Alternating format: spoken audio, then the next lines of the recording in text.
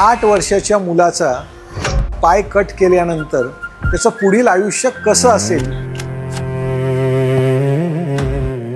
तिसरीचं शिक्षण घेत असताना मित्रांबरोबर खेळणं, बागडणं हे सगळं रुटीनरित्या चालू होतं. पाय दुखण्याचं निमित्त झालं. जेव्हा एक्सरे केला, पायाखालची जमीन सरकलेलीच होती. टिबिया हे जे हाड आहे त्याच्यामध्ये ट्यूमर असल्याचं निदर्शनास आलं. बायोप्सीमध्ये तो ऑस्टिओजेनिक सार्कोमा ह्या प्रकारचा कॅन्सरचं निदान झालं. ते त्याला मुंबईला घेऊन गेले. ट्यूमर आहे तो हाडाच्या बाहेर पण पसरलेला आहे, सॉफ्ट टिश्यूज आणि फिब्युला त्याच्यात सुद्धा आजार पसरलेला होता. 4 सायकल्स किमोथेरपी घेतल्यानंतर शस्त्रक्रियेचा सल्ला देण्यात आला.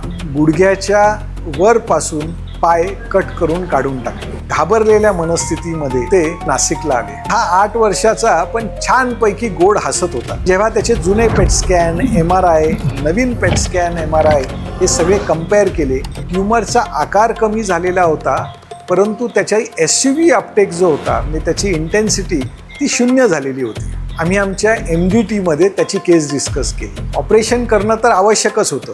एक ऑप्शन दिला, त्याचा पाय वाचवण्याचा पुरेपूर्ण प्रयत्न करू. त्याच्या पायातला तो हाडाचा भाग कट करणार, त्याचं ऑपरेशन चालू असताना आपण टेस्टिंग करून घेणार की त्याच्यामध्ये कॅन्सर सेल्स खरंच किती प्रमाणात जिवंत शिल्लक आहे. बोन मॅरोमध्ये कॅन्सर सेल्स नसतील तर त्याचा पाय आपण वाचवूया. ट्यूमर मागे शिल्लक राहण्याची शक्यता आहे, तर मात्र मी अट्टहास न करता त्याचा पाय काढून घेण्याचा निर्णय ऑपरेशन चालू असताना घेईन. थिएटरमध्ये येताना समर्थ छान हसत आला होता. हाडाचा भाग काढून घेतला. आमच्या पॅथॉलॉजी टीमने 15-20 मिनिटात रिपोर्ट दिला की याच्यामध्ये कुठलाही कॅन्सर शिल्लक नाही आहे, जिवंत सेल्स मुळीच नाही आहे. बोन पूर्ण क्लीन करून आणि आमच्या रेडिएशन डिपार्टमेंटमध्ये पाठवलं.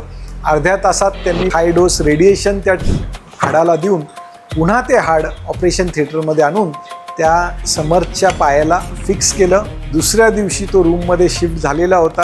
तिसऱ्या दिवशी वॉकरच्या सहाय्याने चालायला लागला होता. 8 दिवसानंतर जेव्हा समर्थचा फायनल रिपोर्ट आला, ट्यूमर पहिल्या 5 किमोथेरपीमध्ये पूर्णपणे नाहीसा झाला होता आणि त्याचा पाय वाचवण्याचा जो निर्णय घेतला तो योग्य होता. असे निर्णय देताना एक टीम बरोबर असणारा विश्वास असतो. परमेश्वराची इच्छा सुद्धा तितकीच महत्त्वाची असते.